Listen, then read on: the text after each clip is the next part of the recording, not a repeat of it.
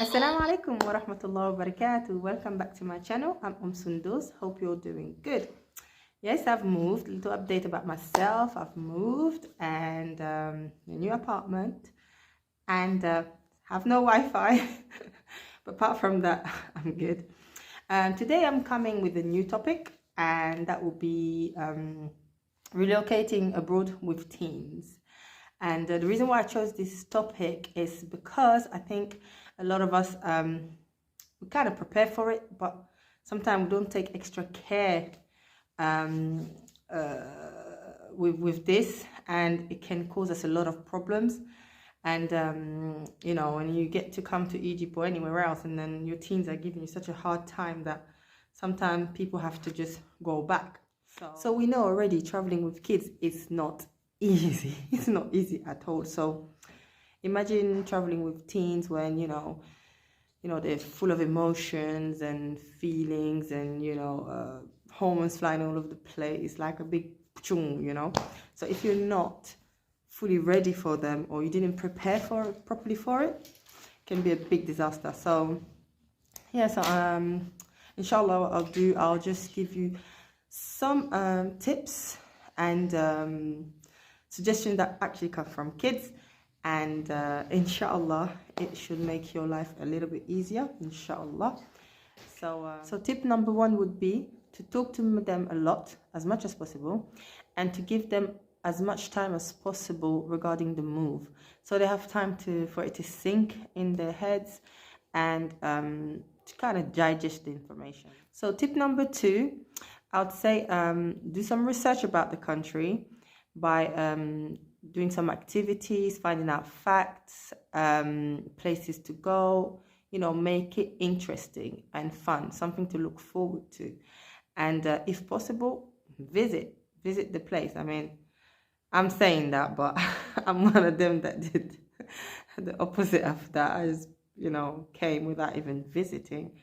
So that's what I'm saying. Like, we kind of know, like, we should get them ready, and they were not teens actually, mine, but like I did tell them about it, but I asked them this question, and they said to me, give me more time. And I'm sure if I'd give them 1 year, they'll still tell me we want more time. So yeah, so we kind of like don't pay a lot of attention to the details. So alhamdulillah, they were not teens, they were still like, very excited actually to come. For them, it was like, okay, we can go for a little time, but staying permanently, no way. So what I did to test them after some time, I'll take you back to the UK, blah, blah, blah. And they're like, no, we don't want to go. We want to go for a visit, but we don't want to stay. I'm like, that's what you did when we wanted to come here in Egypt. So see how they just change, because they start realizing that they can do more things, they have more opportunities. So I think maybe the one thing that I probably did right was that I was taking them out every month. So I think that helped. So even though they were working hard during the week, but I think there's something wrong with my lighting, sorry about that. But during once a month we'll be going out, and they loved it. They really, really loved it. So tip number 4 would be to throw a little party or get together where they can say goodbye nicely to their favorite friends and cousins and everybody, and that they feel settled, at peace, that they've done that properly. Because even though mine were not teens, but they did mention that to me. Oh, we didn't say bye to so and so and so. But so it's probably a bit nicer, and it might help to settle things a bit easier.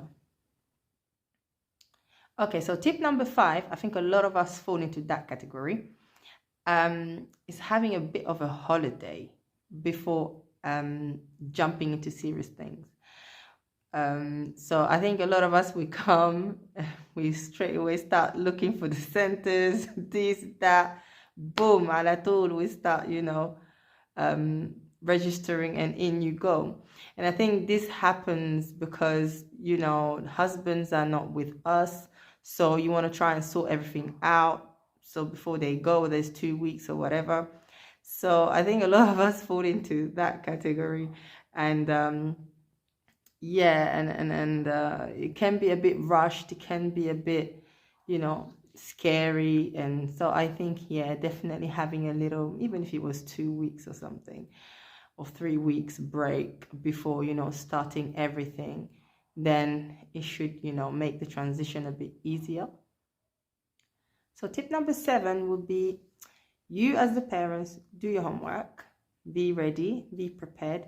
Try and find as much information as you can, or information that's available for you to know what is there for them to do. Because, catering for a younger child is way easier than a, 13, 14, 15, 16 or whatever years old, And the last thing you want is for them to come and they're sitting indoors 90% of the time. So it's also important to choose your area well. But when you're going to be studying Arabic, there's not much choice. You have to go in Nasr City, and you have to go to study. The centers are there, so that's where you have to go and study mainly. But you do find that sometimes the kids are mainly indoors. So, and that can really aggravate the situation. And you do have some sweet teens, actually. They're very sweet. They know the parents want's good for them. They don't want to refuse to not come or anything like that. So but deep inside they're not happy really coming. So it's important to pay attention to that as well. And that will bring me to my next tip, which is being sensitive to their feelings, having a lot of positive conversation about the whole thing, and making sure they open up about it. So you don't come here and they start, giving you a hard time and you didn't really expect it, because they were like, oh yeah, we were fine coming. So yeah, having good conversation about it and not letting yourself get into the little, tantrums and arguments. And inshallah, a lot of du'as, and inshallah, Allah make it easy for all of you who are looking to come with your teens, and and that you have good experiences. And inshallah, hope this was helpful. And until meet again, assalamu alaikum wa rahmatullahi wa barakatuh.